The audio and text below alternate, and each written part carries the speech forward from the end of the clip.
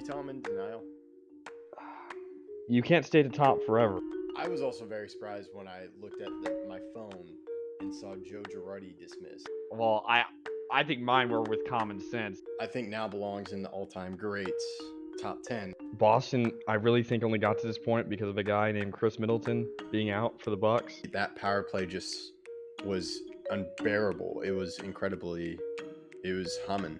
Man, am I happy. I knew that this was going to happen. I knew he was going to come back. When I think of New York Yankees now is Judge, probably people in the past when Jeter was coming up. I would be shocked. A little bit hurt. Hey, this is Greg Tepper of Dave Campbell's Texas Football, TexasFootball.com, and Valley Sports Southwest. You are listening to Outsiders Opinions with Kevin and Austin.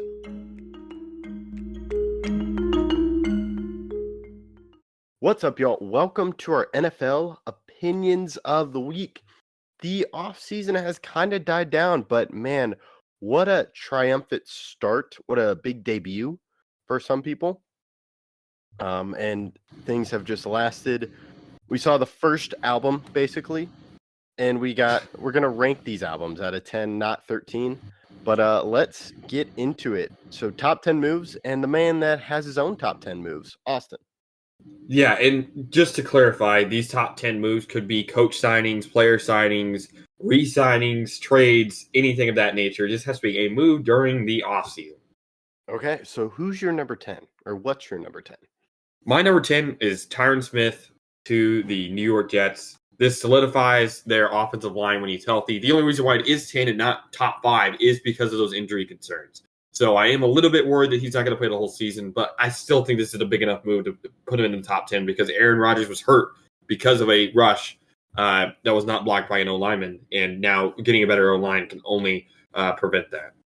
Yeah, that's a great point. I thought about having Tyron Smith, but there are other moves that I liked, and I think there's a little bit more concrete, which is the level of concreteness or how, like, the impact. Like, I can know the impact of this based on stuff like this. This is why at number 10, Russell Wilson signs with the Steelers.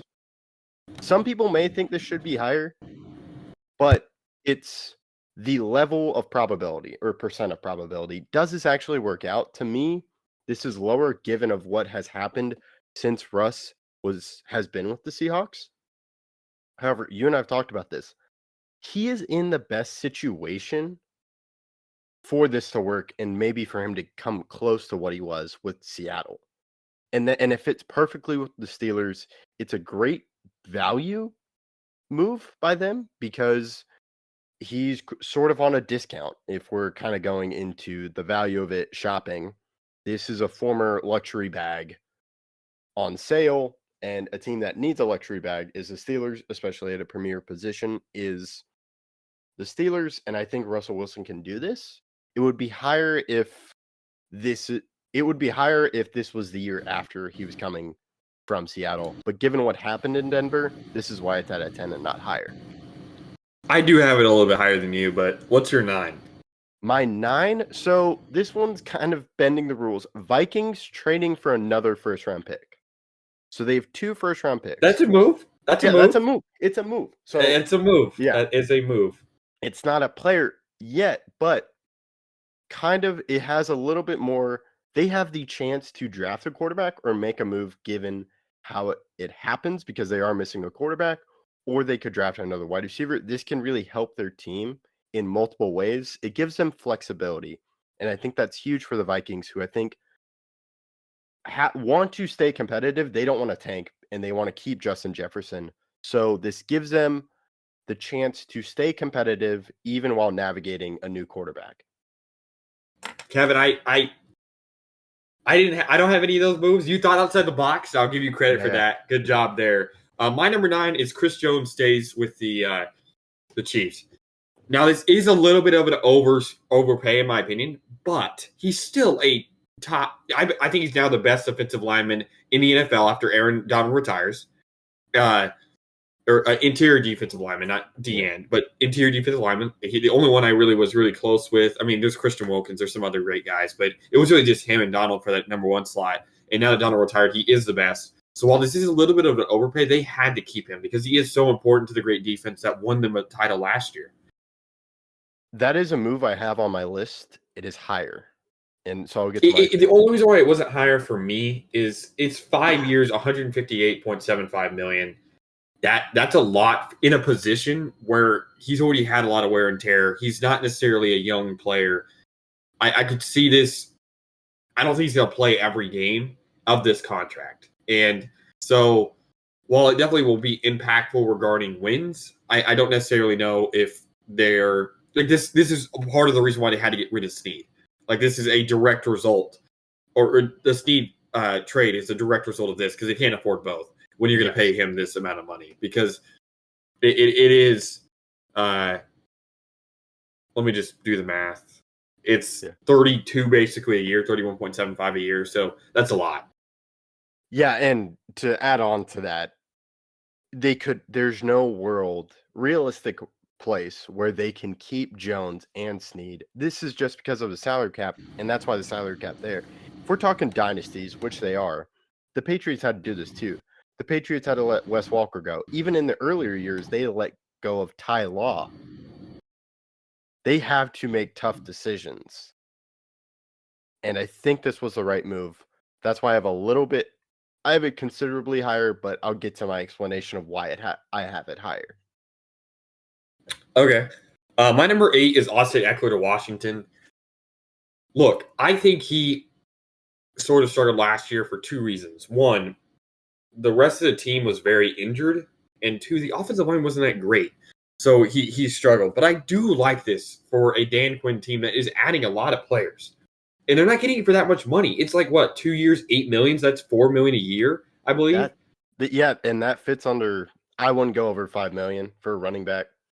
That we've had this discussion, but that is a good deal.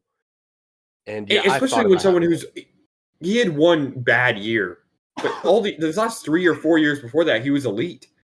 So I'm not worried at all that he won't fill up this contract and be good.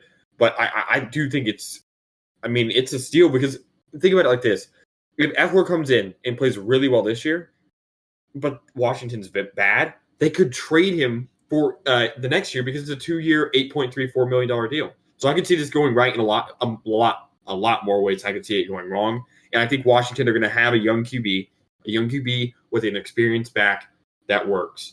Your offense is now improving, and while I don't think they're going to make the playoffs or be great this upcoming year, I do think Eckler will have a good year. Yeah, I thought about having Eckler. It's just I'm not sure how everything else is going to go with Washington.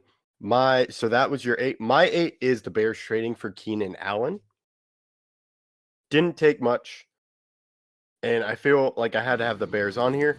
And trading for Keenan Allen adds such a dynamic wide receiver room, experienced wide receiver room, and gives the Bears better chance to protect their quarterback and to ensure they get the value in that future quarterback. It most likely will be Caleb Williams, but it will be Caleb Williams. Okay, it will be. Okay.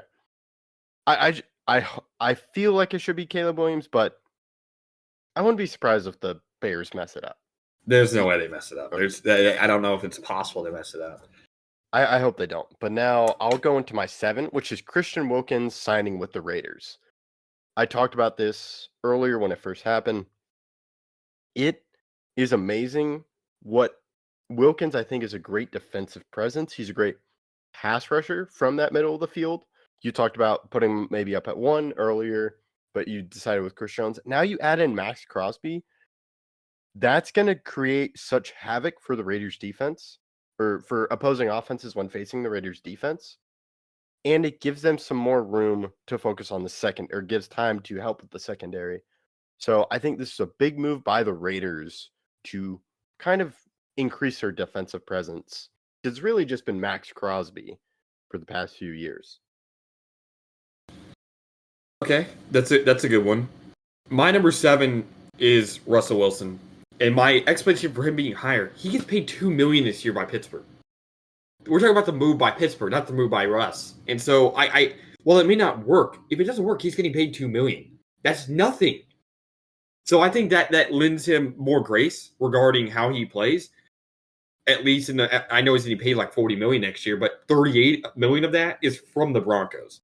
So in the Steelers' point of view, this is extremely, extremely low risk signing. Extremely low risk.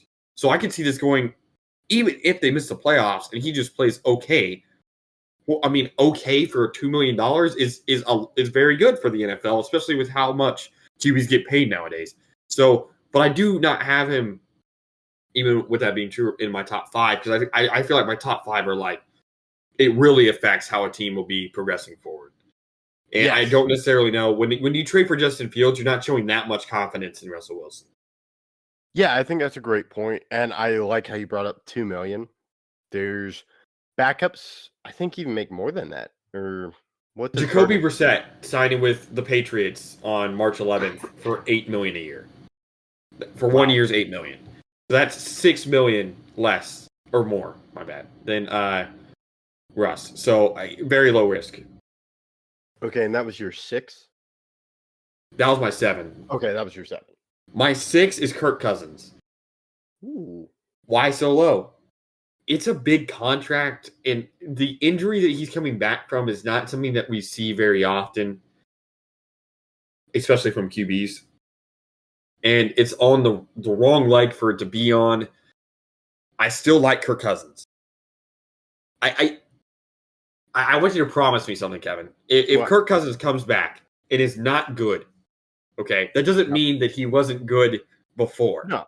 That doesn't mean that he was a top 10 QB before. Because this is an injury that in almost every sport that happens in that ends careers. So if he comes back and is not good, I would chalk that up to more.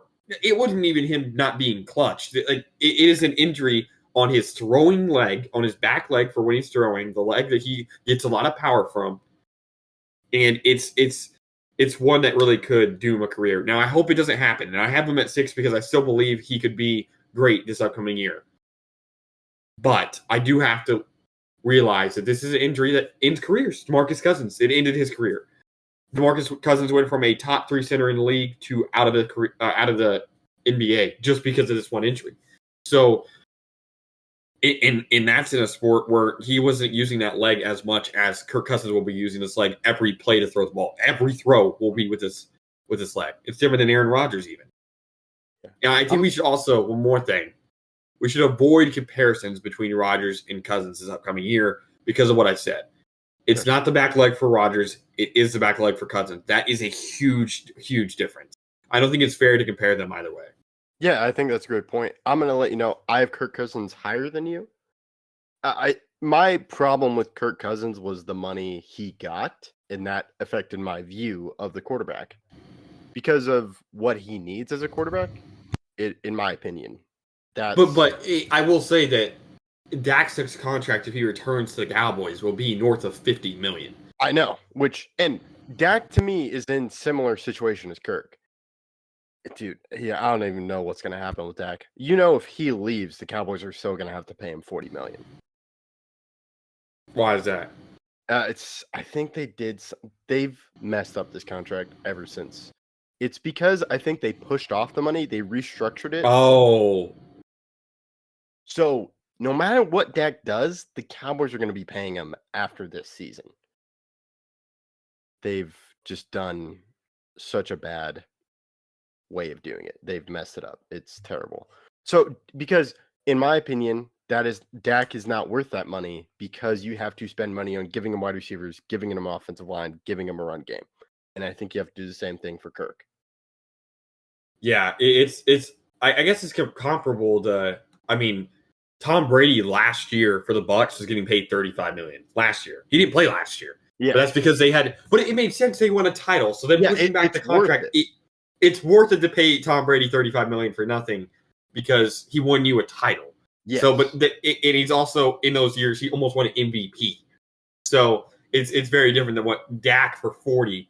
That's still more than what you had to pay Tom Brady after he retired. So that would definitely be detrimental to the Cowboys and their ability to pay other players. Yeah, okay. So my 6 is also a quarterback. And speaking of the Bucs, it's Baker re-signing with the Bucs.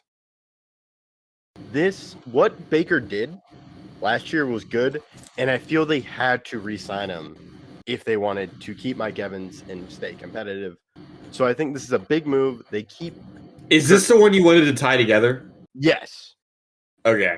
So Mike Evans is later in the list. That's just Oh, you because have both. I have both because I think they're huge moves for the Bucks. That's why I kind of wanted to put them together. Yeah, I get that, but they are different moves. So Yeah. yeah, But- it's tough because they were a package deal, sort of. Yes. And can you imagine this offense without Baker and Mike Evans? Given what they did last year. I know I'm not a huge Baker fan, but even what he did last year, he was a good quarterback and he helped the Bucks make it to the playoffs. Yeah, I mean, I can go straight into my five. My five is Baker. I don't have Mike Evans on my list, but my rationale is Baker signed Mike Evans. Mhm. So that's why I only have one of them here, even though Mike Evans is arguably the better signing of the two because of how good he's been his entire career. There's literally no sign of dropping off. Yeah, At that's all. why he's higher, in my opinion. I have him But higher. like I said, he would probably not be in Tampa without Baker. So if we're talking best move, signing Baker signed Evans. Got it. Once he saw that they were committed, you see my rationale? Yeah, I see your rationale. My rationale is like it actually happened. Mike Evans re-signed, and so that gives you can expect next year of having Baker and Mike Evans together. Yeah, but you had to sign Baker first. Yeah, Or Mike Evans wouldn't come back. So I felt like Baker was the more important of the two. Not the better, but the more important. Yeah, that's fair. So, okay, that's your five. My five is Eric Armstead signing with the Jaguars because he's a veteran, and I think he's going to give some stability to the Jaguars, and this makes it an incredible front. You have, oh man, why am I forgetting? I'm not. I know I'm forgetting the Georgia player. Oh, Trayvon Walker, but they also have Josh Allen. Now you're going to add another presence in the middle, and maybe Eric Armstead can help Trayvon Walker develop because we know he was a very raw prospect when we talked about him getting drafted. So to me, this can really add some stability with the Jaguars defense, even in the locker room too, because the Jaguars, as we talked about, were a team that was just inconsistent at times. Yeah, that's a really good one. Who's your four? My four is Mike Evans with the Bucks because it's a top wide receiver. This gives you your offense, which you had last year. And for me, the Bucks, you just had to bring it back together to see if it could be repeated. If it doesn't, you know, that's just how the cookie crumbles sometimes. But it's a good move, in my opinion, and it makes it concrete with okay, you have Baker and Mike Evans who were great together. Now you have another chance to do it, and we'll just have to see what happens with another offseason of them being together. Yeah, that's a really good point. My number four, we're going back to running backs, and it's Joe Mixon to Houston. You're like, Joe Mixon to Houston, that's not great. It was for a 7th-round pick. It was for a 7th-round pick. I know they're going to have to pay him, but now I think we're really moving into that. Houston knows they have a window, and this move kind of defines it. They get their running back. They already have two stellar wide receivers in Tank Dell and Nico Collins. Their O-line is good. Their defense is getting better with a lot of other moves they made. I'm really excited, and I think Joe Mixon, I think, rounds out that offense. Because last year when they had Dameon Pierce struggled, and that was really their hole. Now they really don't have one. While Mixon isn't, I don't think, an elite running back, he's still good. He was good last year with the Bengals, and I think he'll be good this year. And I do think this kind of makes Houston a contender. Yeah, I thought about having that move, but it would have been in my lower top 10. But I understand why that would have the impact. It is a good move. It adds Another depth to their yeah, depth to their offense. Yeah. And it gives another option out of the backfield for Stroud, which, as you said, he didn't really have. And you only lose a 7th-round pick. Yeah. So it's not like you lost a lot. It's worst case scenario, you lost a 7th-round pick. Yeah, and even though I'm a big value guy with picks, it would hard to get that type of running back with a 7th-round pick. Yes. I definitely think he's more valuable, especially this season. Yes. So I took a lot of how does this impact next season? So that kind of goes into my moves. Do you want to go your three? Sure. My three, you mentioned this earlier, but I think it's much more important than you gave it credit. It's Keenan Allen to Chicago. Keenan Allen is still an elite wide receiver. Still. And I think he's better than DJ Moore. And so when you add a 2, I would argue very, very great or elite wide receivers. I don't think DJ Moore is elite yet, even though Moore had an amazing year. He's still one of my favorite guys. He had 1,300 yards last year, but I do feel like that's kind of because when he was with the Panthers and when he's with the Bears, he's really the only guy. So him getting a lot of those yards are more of the fact that he's the only one that can really throw the ball to. But Keenan Allen had 1,243 yards and 7 touchdowns, and he missed 4 games. He averaged 95.6 yards per game last year. And you put DJ Moore and Keenan Allen on opposite sidelines and just you could run any play there. And this really does help Caleb Williams. This upcoming year, they could be really, really good offensively because of that move. Yeah, the reason I had him lower is you mentioned the injuries. It always seems like Keenan Allen has some lingering injury in the past few seasons. I will say that Keenan Allen's played 10 or more games every year since 2016. And since 2016, he's only missed, let me count, 1, 2, 3, 7. He's missed 13 games or 14 games. He's missed 14 games since 2016. So I guess technically that's a whole season, but not really because he played 16 when that was the most you could play. In 2021, he played 16, so that means he missed 1 game. He's not really used. He's not Mike Williams levels of injury. Yeah, it's not every Mike year Williams. he's out for the year. But I do really like this signing. Yeah, no, that's fair. It's still a really good signing. My 3 is the trade with the Snead to the Titans because this kind of creates a dynamic. Snead is a great player. As we talked about, the Chiefs just couldn't keep Snead and Jones, but I like the opportunistic move by the Titans. And I think Snead is going to fit well into this Titans defense, and he's going to give him an identity and be a leader. So I'm a huge fan of this signing. Yeah, that one's really good. I have it a little bit higher than you, but what's your 2? My 2 is the one you talked about earlier, Kirk Cousins to Atlanta. Because the value, it seems like they're going to get some value. I know you talked about the injury, but this is a quarterback for Atlanta, and they have weapons that, to me, can help Kirk Cousins be a good quarterback. I don't know how they can. I think this can get him to the playoffs. We'll have to see how he performs in the playoffs or how the team plays in the playoffs, because that will affect his view, even though he may not deserve that. But he is a good regular season quarterback. It's going to get him to the playoffs, be in contention for a division, and it's going to really help, I think, actualize the potential of their weapons. Kyle Pitts. Man, why am I forgetting that wide receiver again? Drake London. And I'm forgetting. I think, yeah, Bijan. I think I'm forgetting a lot about those weapons because in the past few years, those weapons are like, oh, they're these good. There's good potential, but they haven't been used properly. I think that's 100%. Kyle Pitts had 1,000 yards as a tight end as a rookie, first player since Mike Ditka, and he has not even got close to that the last 2 years. So I definitely think they've been using correctly. If we're talking about best offseason so far, I think Atlanta will be 1 or 2 on my list right now. They signed a new head coach, and while that wasn't my favorite signing in the world, they're giving him all the possible ways to succeed.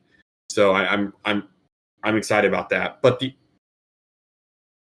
trading for Rondale Moore, I think was a great trade. But I just don't know if Kirk Cousins by himself, that move alone in a vacuum, is the greatest. But they do give him weapons, and I am excited for this upcoming year. I'll go to my 2. I'm scared that your one's not going to be on your list and my one's not going to be on your list. Yeah, but, I think it is. There's a shot. There's a serious shot. But my number 2 is L'Jarius Sneed. This one had to be here. Now they have a secondary piece to pair with Awuzie. Awuzie is good, but now you have an elite corner. And yes. I think the Titans will be good this upcoming year. I like the Calvin Ridley move as well. He didn't make it. Tony Pollard, I like that one as well. Didn't make it.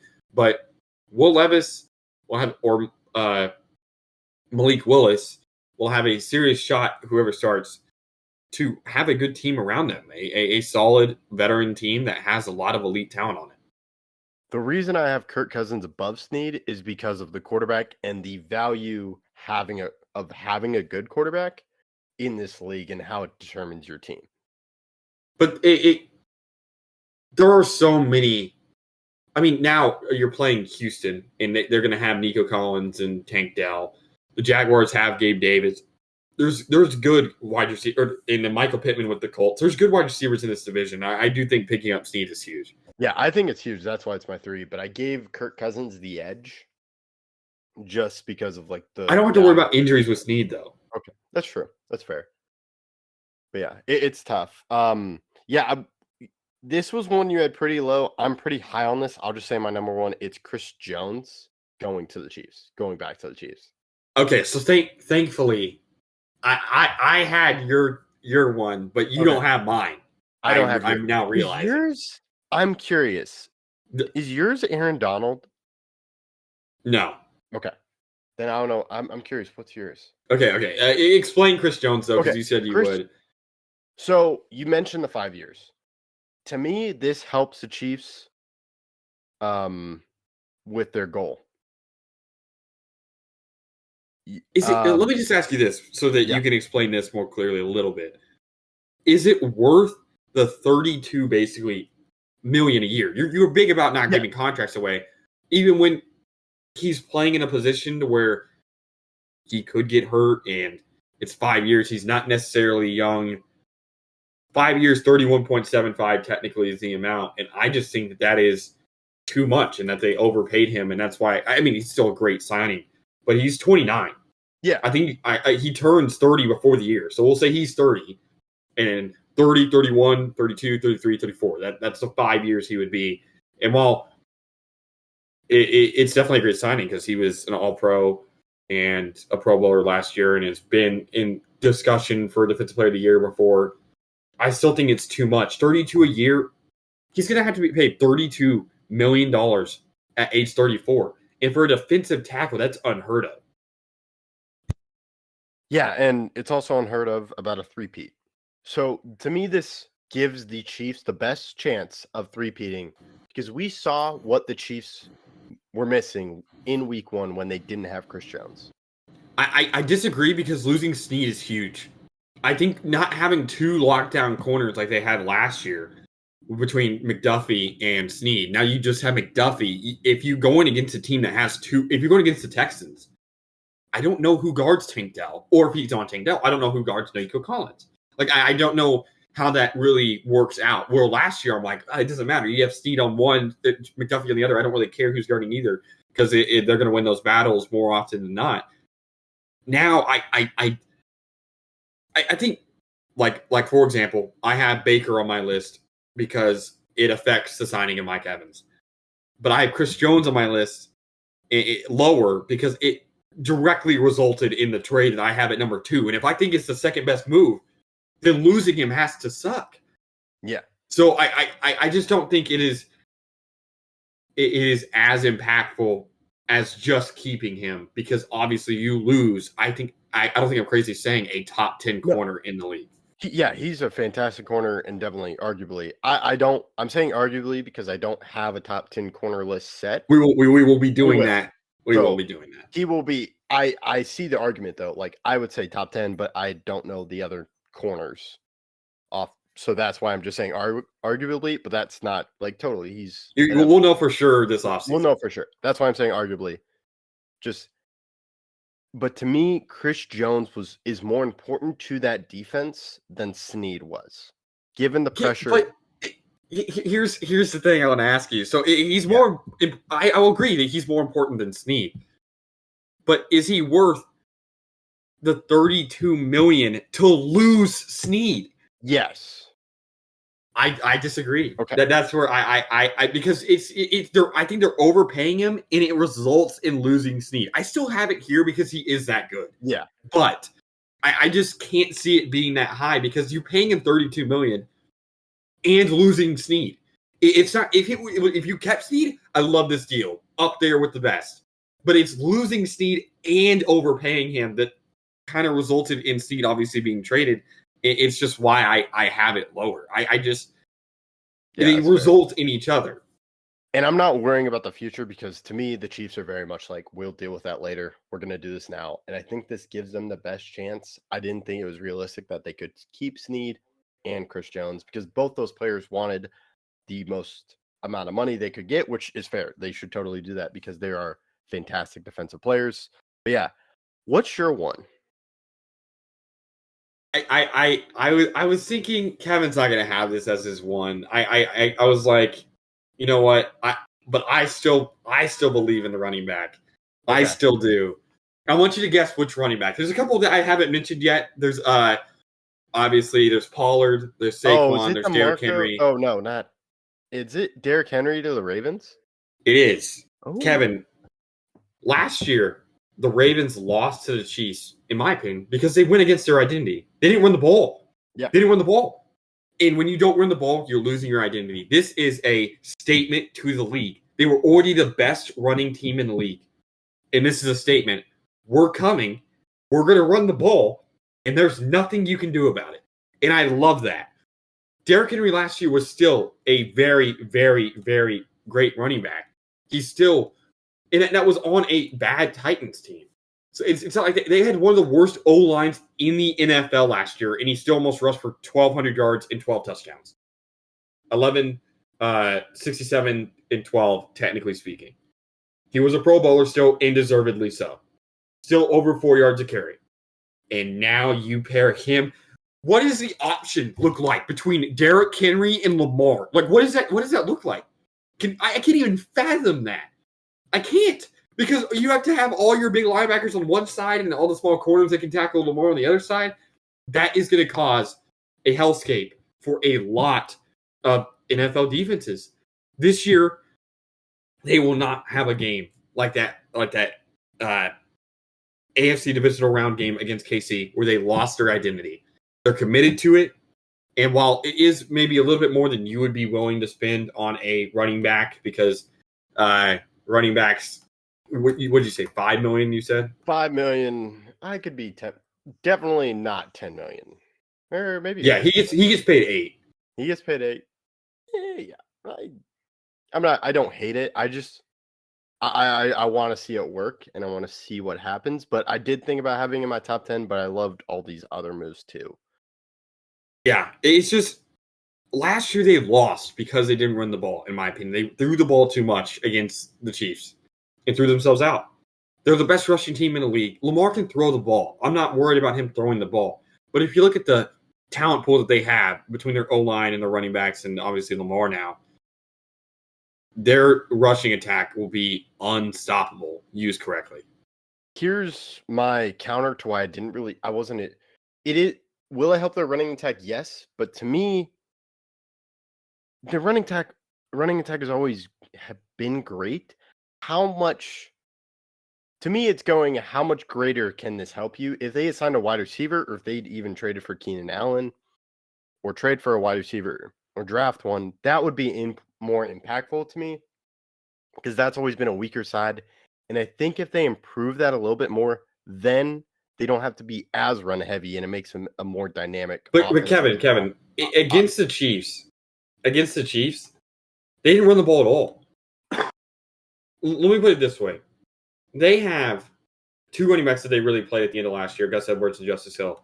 Guess how many rushing attempts those two had between the two of them against the Chiefs?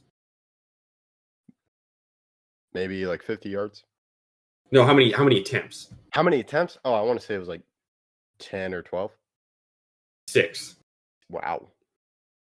Lamar had 8, and Zay Flowers had 2. That's quick math. That's 16 attempts. The Chiefs doubled that. They had 32 rushing attempts. The Chiefs were the team that was running the ball, and it was a close game. So my thing is that they were already committing to the pass that game. That was like a pass commit. They threw the ball 37 times and ran it 16. That's not a Ravens game. Signing Derrick Henry proves to me we made a mistake last year. We're never making that mistake again, and we're going to run the ball. They can still throw the ball. I'm not asking for it to be a only run the ball, but 50-50 in a game like that they need it, because that's how they waste time. That's how they give their defense some rest, because they run the ball at such an effective rate than throwing picks and fumbling when you don't need it. I feel like last year watching that game against the Chiefs, them not running the ball at all, comparatively. Again, they run half the amount of times as the Chiefs. It seemed like Mahomes and the Chiefs were the ones that were the Ravens because of how much they ran the ball. But I think this move solidifies the rushing attack. And while I agree, how much better can it get? It's definitely better, but it was not going to be a crazy difference. But now, come playoff time, playoff Derrick Henry and playoff Lamar, I don't know how you stop them. That's a great point. So you're thinking, from what I understand, is this helps the Ravens' identity has always been rushing, and this just confirms their identity and makes it better. Yes, and I think in the playoffs, I don't know if they're much of a running team in the playoff. I still haven't seen that be shown, especially while they're losing. Like, we'll always pass the ball when you're losing. No. You're down 7. Let's just run the ball and do our offense. That's what the Ravens were doing, is doing their offense. Just run your offense. You were one of the best offenses in the league, along with the best defense. So this is it. If this doesn't work for the Ravens, I don't really know which way you could go down, because they are spending so much on Lamar and now Henry and all these other guys. But their defense will be great. I'm excited for this move. Hopefully that they will actually start running the ball in the playoffs, because it seems like the Ravens think like, oh, the game's so different come playoff time. No, just run whatever got you there. The 1 seed in the conference probably worked.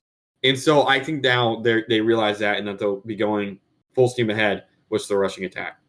Yeah, that's a great point, and I think that's a great way to end this episode. Let us know what you think. Feel free to tell us in the comments about your top 10. If you don't like something in our top 10, if you disagree with the rankings, we love engaging with y'all in the comments. And thank you for listening to Outsiders Opinions.